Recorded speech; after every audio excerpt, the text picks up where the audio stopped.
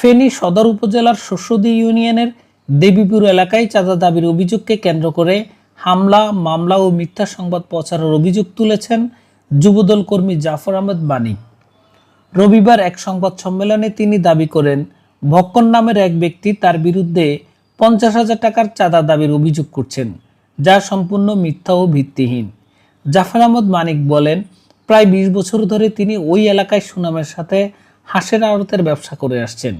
সম্প্রতি তার বিরুদ্ধে একটি সংবাদ প্রকাশিত হলেও সেখানে তার কোনো বক্তব্য প্রকাশ করা হয়নি বলে অভিযোগ করেন তিনি আরও দাবি করেন, কিছুদিন আগে তার অফিসে হামলা চালিয়ে তার ম্যানেজারের কাছ থেকে প্রায় 2 লাখ টাকা ছিনতাই করা হয়েছে। এই ঘটনায় তিনি মামলা করেছেন এবং মামলা ওয়ারেন্ট জারি হলেও এখনো পর্যন্ত কাউকে আটক করতে পারেনি পুলিশ। ঘটনা সুষ্ঠু তদন্ত করে দোষীদের আইনের আওতায় আনার দাবি জানান তিনি।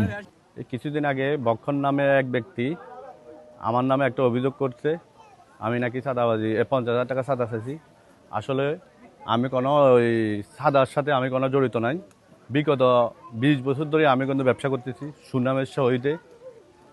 তো আমি যে গত কিছুদিন আগে আমার বিরুদ্ধে একটা সাংবাদিক মিথ্যা নিউজ করতেছে, আমার কোনো বক্তব্য না নিয়ে বারবার আমার বিরুদ্ধে নিউজ করতেছে। আসলে এই নিউজের প্রেক্ষিতে আমি আজকে প্রতিবাদ সভা করতেছি। এই নিউজের বিরুদ্ধে তীব্র নিন্দা ও প্রতিবাদ জানাই। পাশাপাশি আমার বিরুদ্ধে যারা মামলা করেছে তারা আমার অফিসে উল্টা হামলা করে আমার ম্যানেজার থেকে 2 লক্ষ টাকা ছিনতাই করেছে।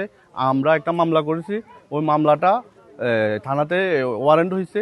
এখনো পর্যন্ত কোনো প্রশাসন এটা তৎপরতা নিতেছে না। আমি ওসি মহোদয়কে আবেদন করতে চাই, আপনার যারা অন্যায়কারী তাদেরকে আইনের হাতে আনি বিচার করা হোক। তবে এই বিষয়ে অভিযুক্তদের বক্তব্য পাওয়া যায়নি। জনতার কণ্ঠ, নিউজ ডেস্ক।